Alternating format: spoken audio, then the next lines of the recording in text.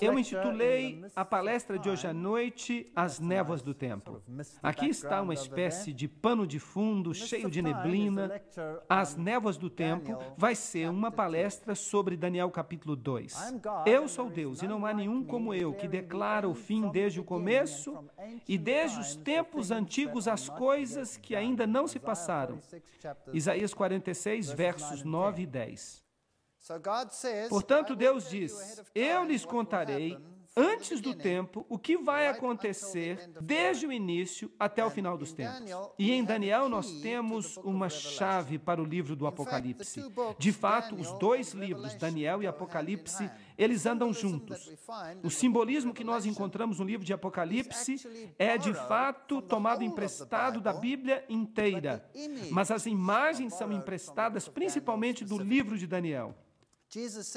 Jesus diz em Mateus 24, quando foi questionado sobre os sinais do fim, que nós deveríamos estudar o livro de Daniel em especial.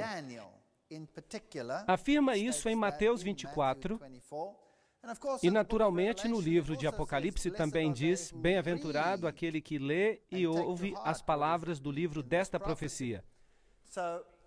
Portanto, os livros do tempo do fim, aqueles que têm um esboço de toda a história e revelam os acontecimentos à medida que se cumprem, serão encontrados nestes grandes livros da Bíblia.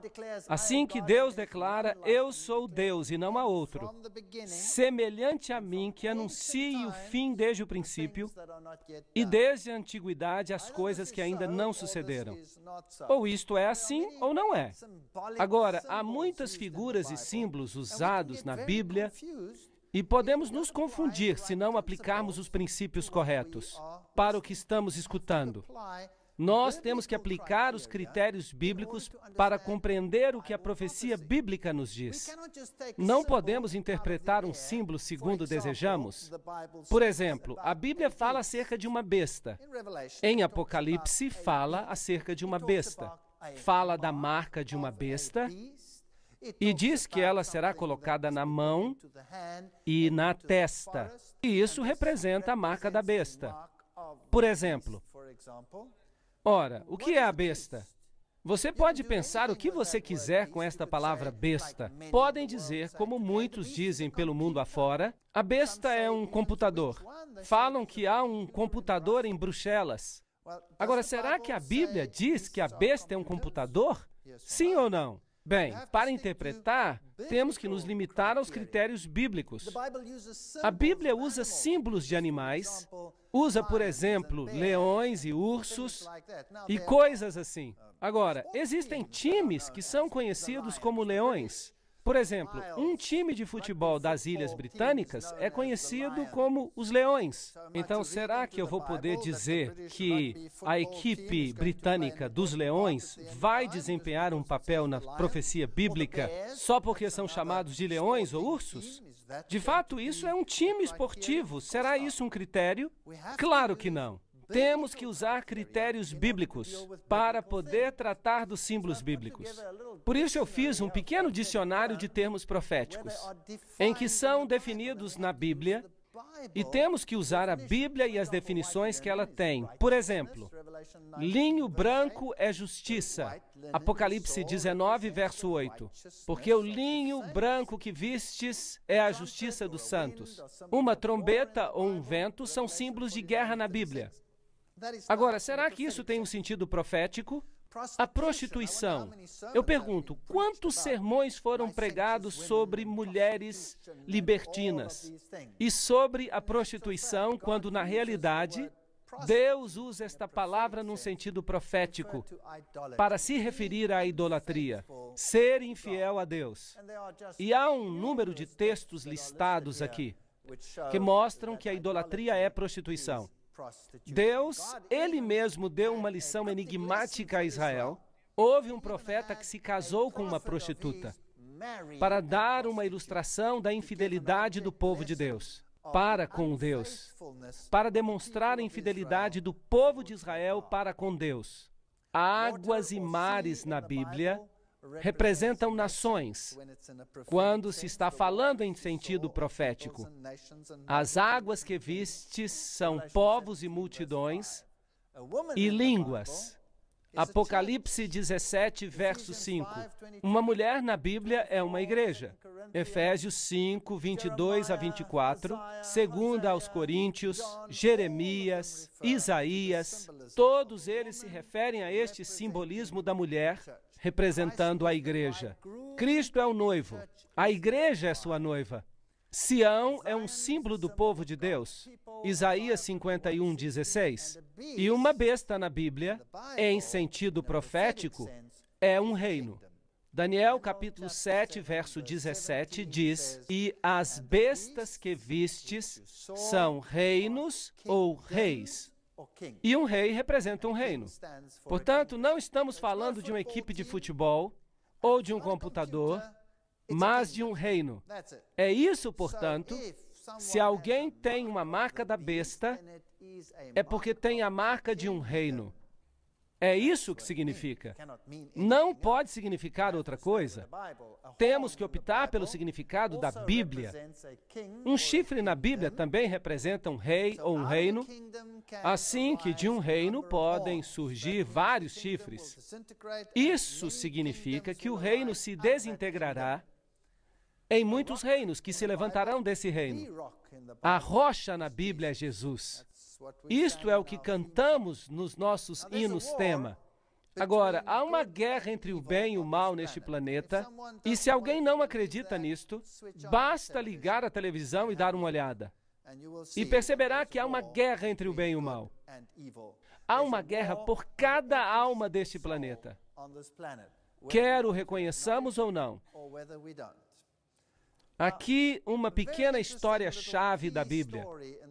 É Daniel capítulo 2, no qual o rei Nabucodonosor teve um sonho, e nesse sonho ele sonha com certos acontecimentos que vão se desenrolar.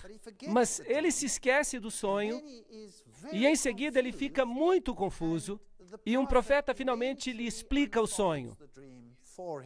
E este sonho, nós podemos nos apegar a alguns pontos muito importantes neste sonho, quanto à história e o tempo. Agora, Nabucodonosor é também conhecido como Nabucodonosor. Foi o grande fundador da Grande Babilônia.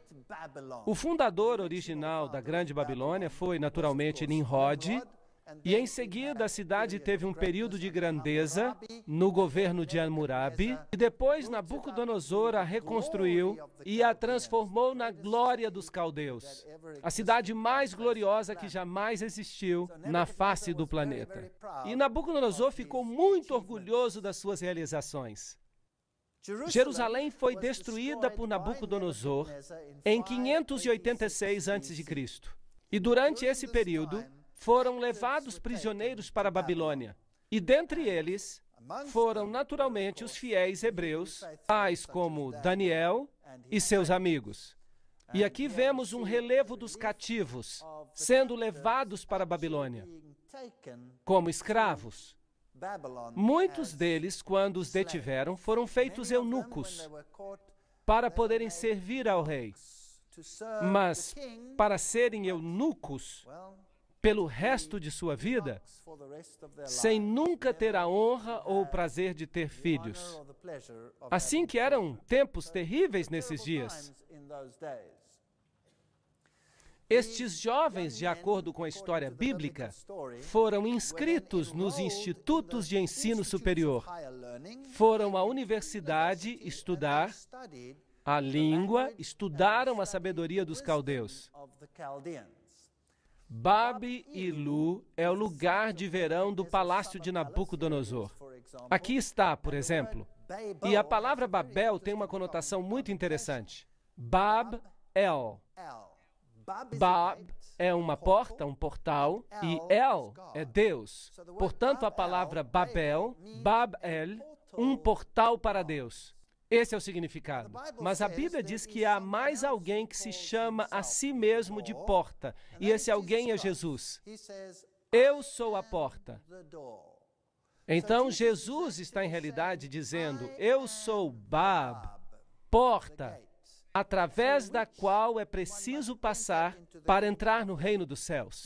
Jesus diz, eu sou a porta e ninguém vem ao Pai senão por mim. Então, ele é a porta de entrada para o céu. Babel representa uma outra entrada, um portal, uma porta por onde alguém tenta entrar no céu por outro caminho, uma outra porta. Babilu é então um outro portal. O rei era considerado divino nos tempos antigos. Embora os reis babilônicos e assírios não se atrevessem a tanto, eles eram geralmente sumos sacerdotes. Portanto, em Daniel 2, lemos que no segundo ano de Nabucodonosor, Nabucodonosor teve sonhos. Agora, nós temos um problema aqui. Imediato. Estudiosos da alta crítica divergem em versos como este. Pouco conhecimento é uma coisa perigosa. E então a alta crítica se queixa destes textos porque dizem, no segundo ano, no reinado de Nabucodonosor. Mas então, um pouco mais adiante, se diz no terceiro ano do cativeiro de Daniel. E Daniel havia completado os 3 anos de estudo quando isso aconteceu. E Nabucodonosor e esses cativos começaram ao mesmo tempo. Então os críticos dizem, é impossível, Nabucodonosor está no seu segundo ano e os outros estão no terceiro ano? A Bíblia está errada. Como é possível cometer pequenos erros como este? Obviamente, não perceberam que há 2 sistemas de contagem. O hebraico, que é diferente do sistema babilônico.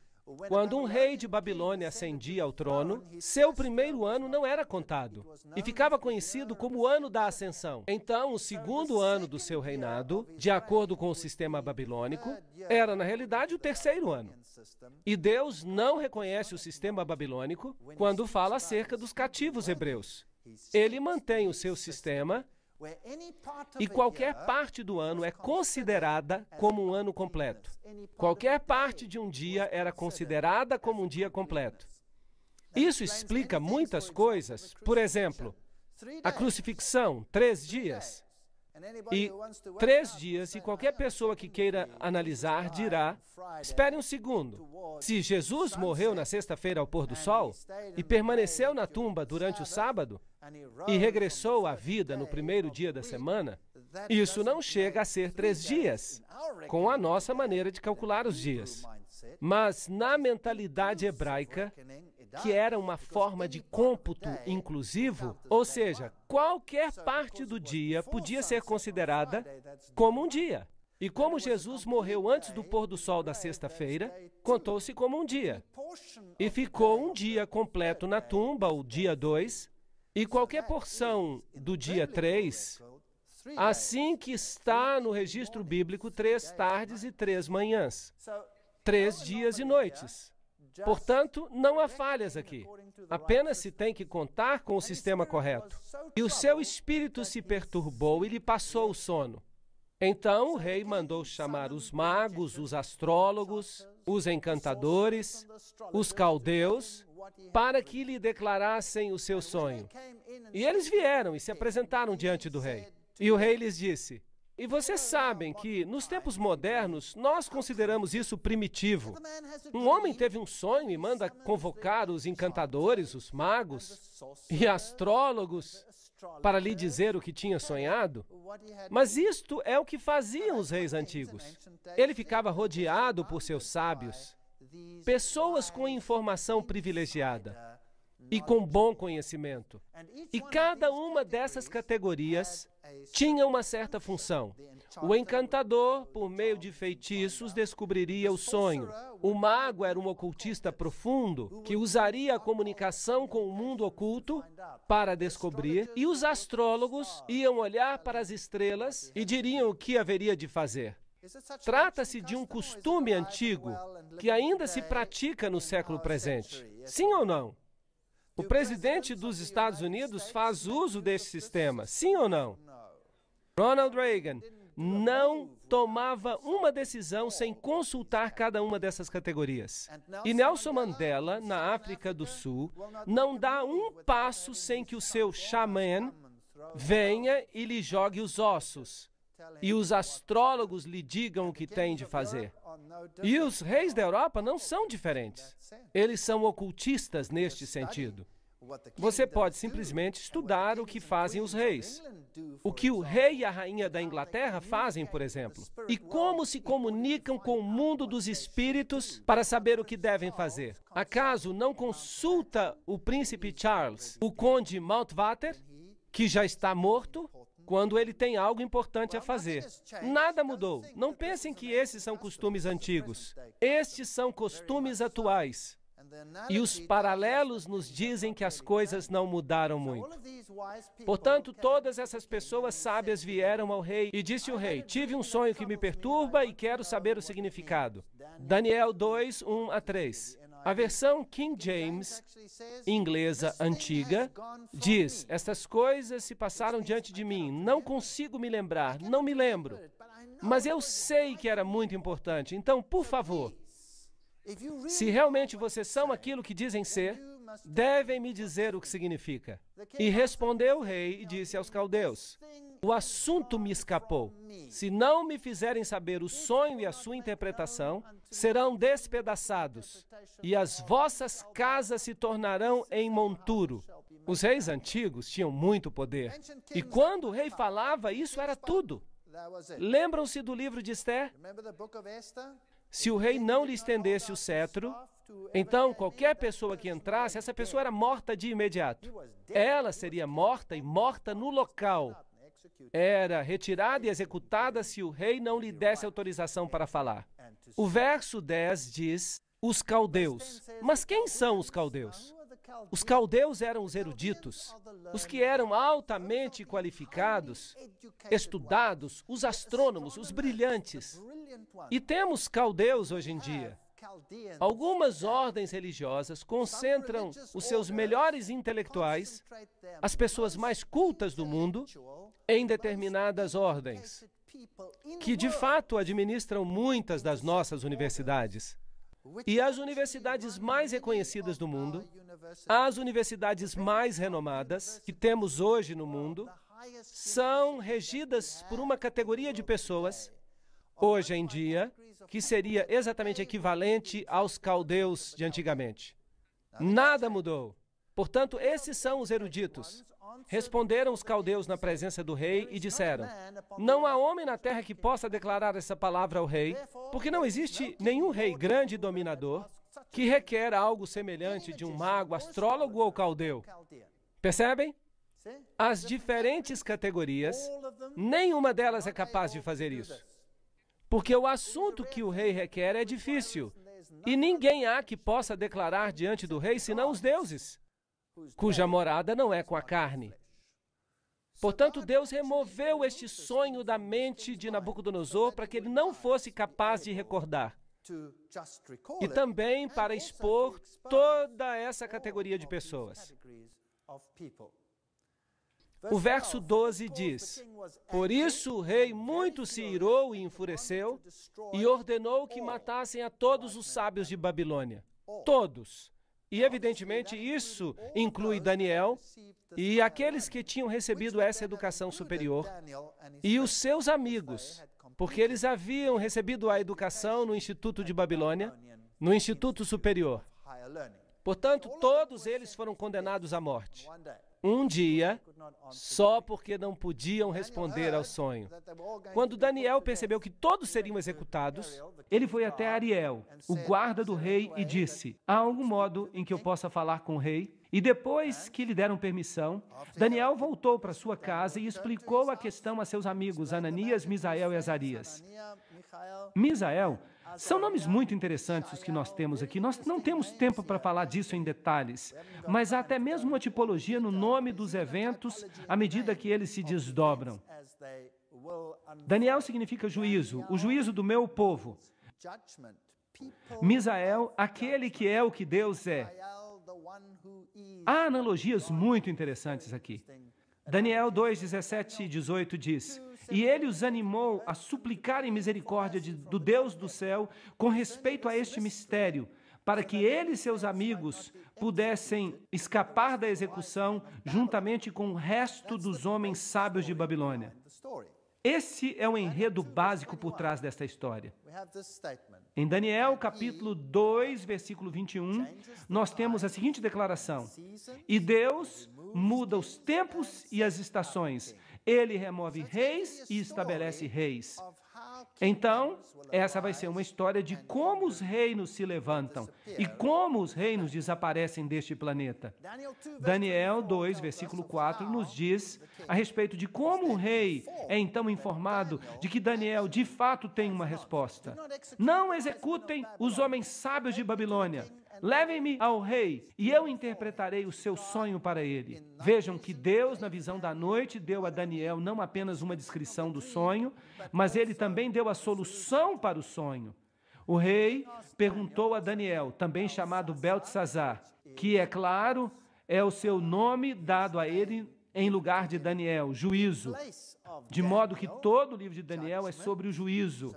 É sobre o juízo final deste planeta. E o juízo dos vários reinos, à medida que estes entram em existência.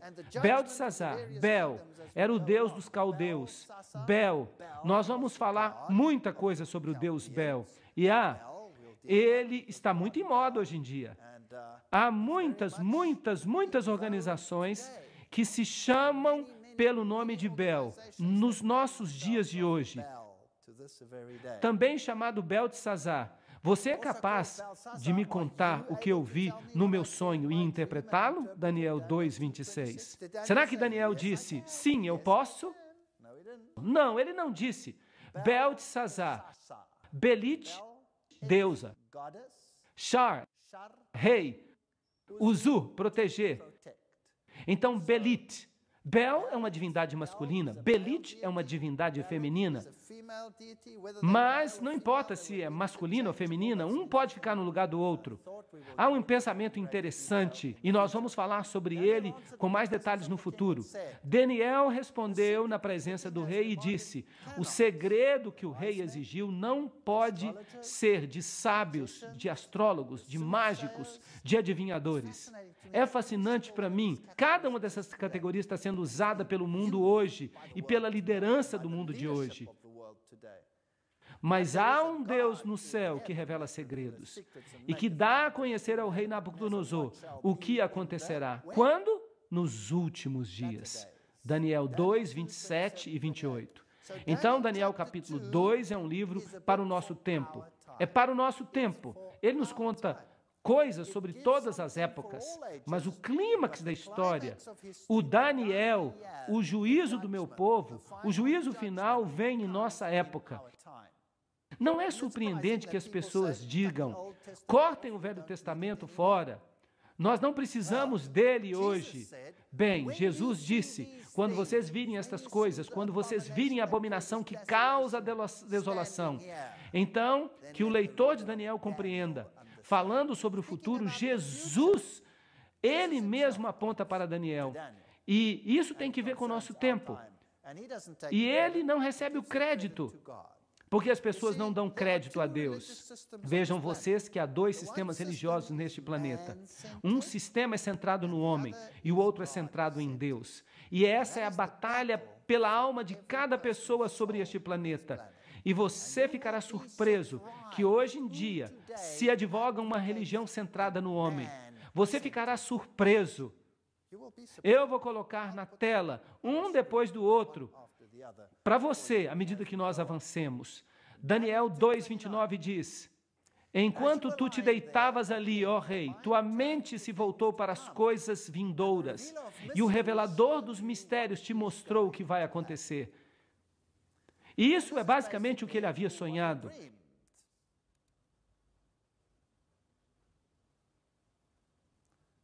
Ele viu uma estátua com uma cabeça de ouro, com os braços e o peito de prata e as pernas de bronze. E esta cabeça de ouro era magnificente.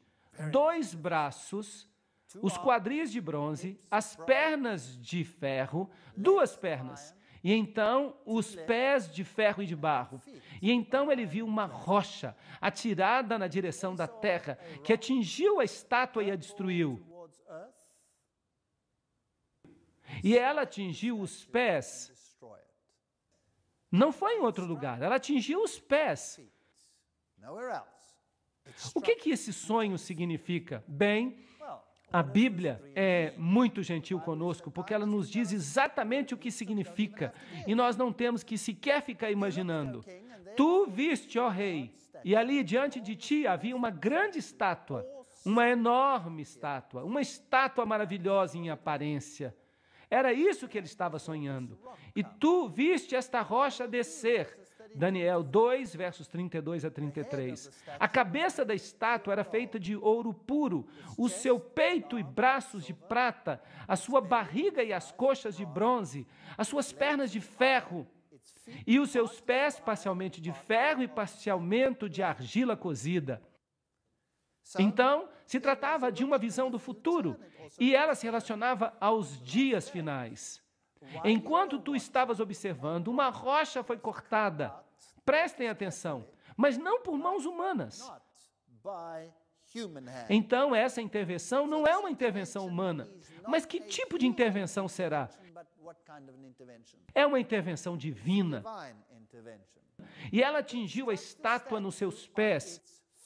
Por favor, prestem atenção. Ela não atinge a estátua nos quadris. Vocês estão me seguindo? Ela não atinge a estátua nos quadris. Agora, por que eu estou enfatizando isso? Será que isso é importante? Sim, acontece que é muito importante, porque sistemas inteiros de religião no mundo têm a estátua sendo atingida nos quadris, quando a estátua não é atingida nos quadris. A rocha atinge os pés da estátua. E, portanto, com esta pequena e simples analogia, metade das religiões do mundo ficam fora. As religiões cristãs do mundo têm algo errado, seriamente errado. Muito bem, é isso que a Bíblia ensina. Você pode verificar por si mesmo. Ela atingiu a estátua nos pés de ferro e de barro e os esmiuçou. Daniel 2:34. Então, quem era essa rocha? Obviamente, se não é uma intervenção humana, é uma intervenção divina. Então, se você está esperando algum auxílio de alguma superpotência, qualquer que seja essa superpotência, eu tenho notícias para você. A intervenção final é uma intervenção divina, é a segunda vinda de Cristo. Então, notem, o ferro, o barro, o bronze, a prata, o ouro foram esmiuçados. Agora, esperem um minuto. Se esta estátua é sequencial, então, quando você atinge os pés, que são de ferro, e as pernas de barro, e os pés de ferro, e o bronze, os quadris, e a prata, isto é, o peito, e o ouro também, então, é partido em pedaços ao mesmo tempo, e tudo se transforma como palha, palha como num dia de peneiramento no verão. E por que, então, que tudo é destruído quando a pedra atinge apenas os pés? Vejam vocês, se esses reinos ocorrem um depois do outro, então, isso não faz sentido? Claro que faz. Mas somente se a filosofia da cabeça tiver avançado e construído sobre a filosofia do peito e aumentado grandemente na filosofia dos quadris e incorporado à filosofia do ferro e disseminado para o mundo inteiro na filosofia do ferro e do barro. Quando essa filosofia é finalmente destruída, toda a contribuição da história para o reino do outro partido, que é inimigo de Deus, chegará ao fim. Tudo. Será que hoje nós ensinamos a filosofia de Babilônia? Sim, nós ensinamos. Eu tenho uma palestra chamada O Vinho de Babilônia, e vocês ficarão surpresos de quanta filosofia babilônica nós ensinamos. Será que nós ensinamos a filosofia medo-persa? Claro que sim, nós ensinamos. É a religião do mitraísmo que está viva e bem e que está dominando o mundo hoje. Sim, os maiores poderes religiosos do mundo hoje ensinam o mitraísmo. Isso é muito interessante porque faz parte da Medo-Pérsia. Será que nós ensinamos a filosofia grega hoje?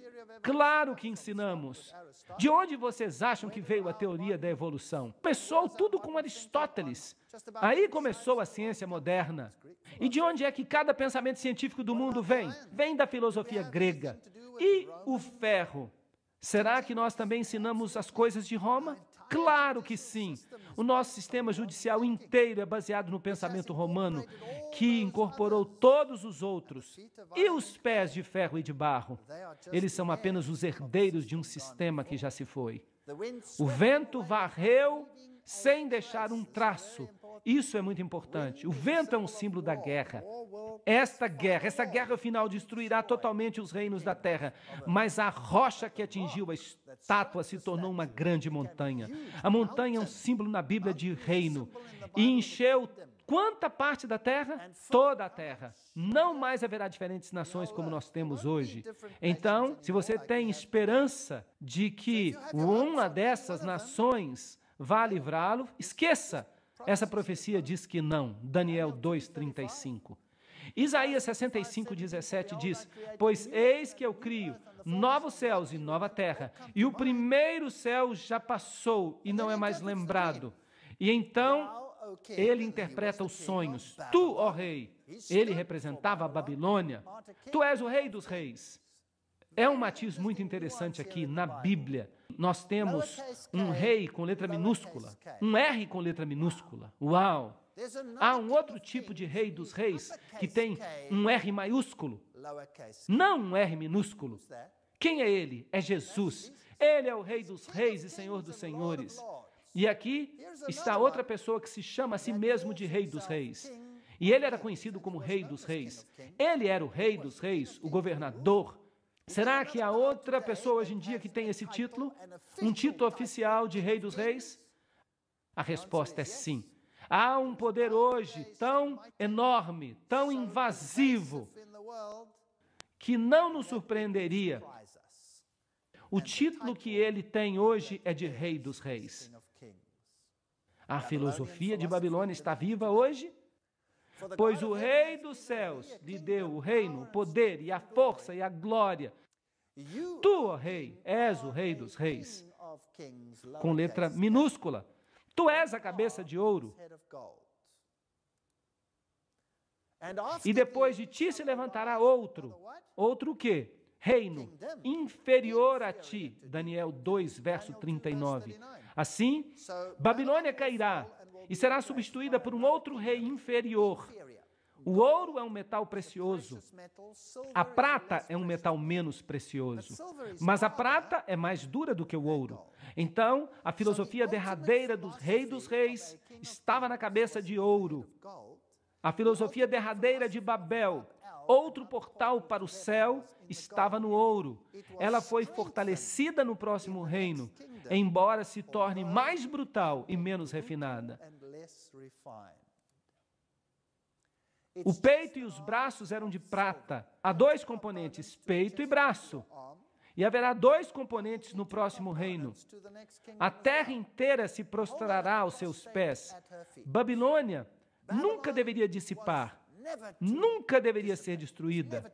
Nabucodonosor pensou que ele tinha construído um reino que nunca jamais seria superado. Aqui está uma inscrição que foi encontrada selada por um selo de Nabucodonosor. E ela diz que dure para sempre.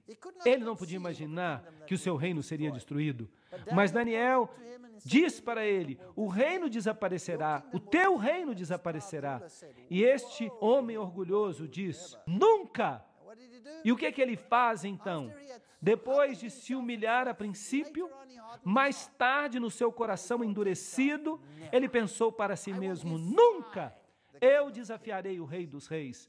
O meu reino de ouro nunca será destruído, nunca será substituído pela prata, pelo bronze, pelo ferro ou pelo ferro e pelo barro. Nunca, ele durará para sempre. Construam-me uma estátua de ouro puro, da cabeça até os pés. O que ele estava dizendo? O que ele estava dizendo quando ele fez isso? Ele estava desafiando o Deus dos céus. Ele estava dizendo, Eu te desafio, eu estabelecerei o meu reino, ele jamais será destruído. É possível que haja um poder hoje que esteja dizendo a mesma coisa? Eu te desafio, eu estabelecerei um reino, ele não será destruído. Será possível? É mais do que possível, é uma realidade triste no mundo que nós estamos vivendo hoje. Portanto, este rei deveria ser arrogante no mesmo nível, mas há um poder igualmente arrogante hoje, fazendo a mesma coisa. Sadraque, Mesaque e Abednego responderam ao rei: ó Nabucodonosor, nós não precisamos nos defender diante de ti. Se nós fomos jogados na fornalha de fogo ardente, o Deus a quem servimos é capaz de nos salvar dela, e ele nos resgatará da tua mão. Mas mesmo que ele não se disponha a fazer isso, nós queremos que tu saibas, ó rei, que nós não serviremos aos teus deuses.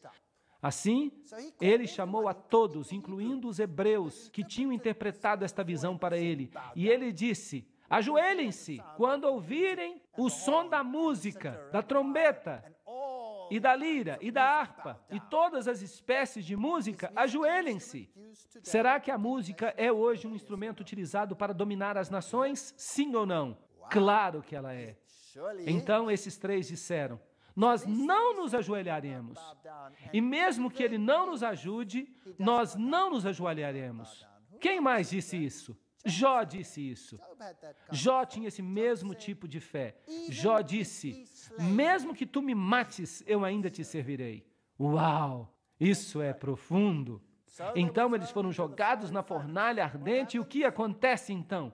As cordas se queimam, e os soldados que os atiraram ali são queimados até a morte. E Daniel 3:26 diz: Nabucodonosor então se aproximou da abertura da fornalha ardente e gritou: Sadraque, Mesaque, Abednego, servos do Deus Altíssimo, saí! Porque quando ele olhou ali, ele viu um quarto entre eles, que se parecia, nas palavras da Bíblia King James, com o Filho de Deus. O que as outras versões dizem? Elas falam que se parecia com um filho dos deuses. Há uma grande diferença entre essas duas traduções. Daniel 3:28 diz: E Nabucodonosor disse: Louvado seja o Deus de Sadraque, Mesaque e Abednego, que enviou o seu anjo e que resgatou os seus servos.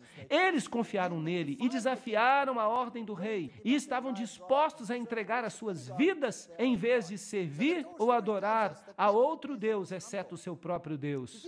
A história nos conta que Nabucodonosor se humilhou.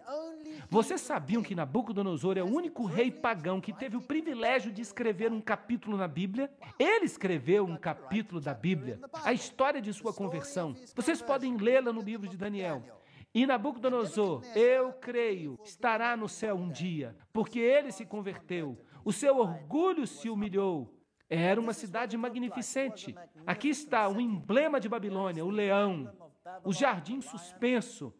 Ele construiu isso para sua esposa Amorreia, que desejava as montanhas, e eles viviam numa região plana. Ela não estava feliz, então ele disse para ela: eu vou construir uma montanha para você. Aqueles reis daquelas épocas tinham o mesmo poder. Aqui está o famoso portão de Estar. Você ainda pode vê-lo no Museu de Pérgamo. Esses lindos relevos das pedras originais, os escritos cuneiformes que foram escavados, contam a história de Nabucodonosor. Esses portais, para a perplexidade das multidões de povos, com sua beleza eu adornei. Nabonido. Agora, quem era Nabonido? Ele era o pai. E Belsazar, o filho exaltado, a oferta do meu corpo. Ele era pai de quem? Belsazar. Isso não é interessante? Você vê, a alta crítica se divertiu de novo. A Bíblia fala sobre o rei final de Babilônia como sendo Belsazar. E os críticos disseram: ele não foi rei, Nabonido era o rei. Mas o que eles não sabiam, já que eles não tinham as escritas cuneiformes decifradas naquela época, era que Nabonido tinha se retirado para o serviço religioso. Ele era um homem muito religioso. E ele se tornou sacerdote do sacerdócio babilônico. E ele entregou o governo a seu filho. E esta é uma inscrição que nós encontramos. E para Belsazar, o filho exaltado, a oferta do meu corpo, coloca tu nele a adoração da grande deidade em seu coração. que ele nunca ceda ao pecado, que ele nunca esteja satisfeito com a abundância da vida e que possa reverenciar a grande divindade que habita no coração de Belsazar, o meu primogênito, o meu filho favorito. Em 1882, uma inscrição foi encontrada, confirmando que Nabonido tinha deixado o reino para o seu filho. Em 1916, uma inscrição foi encontrada, na qual havia um juramento conjunto de Belsazar e Nabonido. Ali, de novo, os críticos se perderam. Foi provado que a Bíblia tinha razão de novo. Em 1924, eles encontraram uma famosa inscrição: eu conferi o reino a meu filho Belsazar. Que os críticos mordam o pó da terra, que eles beijem a lona. A Bíblia vence, rodada após rodada. E então a Escritura apareceu na parede. E nós ouvimos a história do velho profeta Daniel, que ele foi chamado para interpretar a Escritura na parede. Mene, Deus numerou teu reino, Belsazar, e acabou com ele. Tekel, tu foste pesado nas balanças e achado em falta. E Pérez, o teu reino será dividido e dado aos medos e persas. Muito interessante. 2 braços, medos e persas. E o profeta interpreta uma escrita que foi articulada pelo dedo de Deus contra a parede. Vocês sabiam que na Bíblia somente há 4 ocasiões quando Deus escreveu com o seu dedo? A primeira vez ele escreve os 10 mandamentos com o seu dedo, a Bíblia fala. Ele os escreveu em 2 tábuas de pedra. E Moisés as quebrou quando ele desceu e encontrou os israelitas na idolatria. Então ele mandou cortar novas pedras. E de novo Deus escreveu nelas com o seu dedo que ele havia escrito nas primeiras. E então aqui em Babilônia, na queda de Babilônia, Deus escreveu com o seu dedo. Porque Deus queria ter certeza que todos compreenderiam o fim que ele daria à Babilônia. Ele escreveu com o próprio dedo. E no final a Bíblia diz, há um outro tipo de Babilônia, no livro do Apocalipse, que também chegará ao fim da mesma forma, com certeza.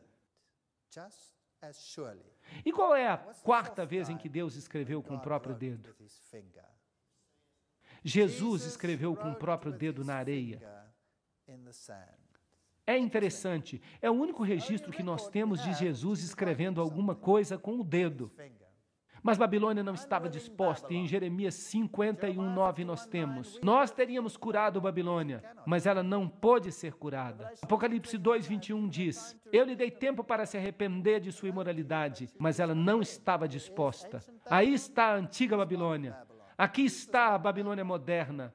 Quem é a Babilônia moderna? A Bíblia menciona o nome de Ciro, 150 anos antes do seu nascimento.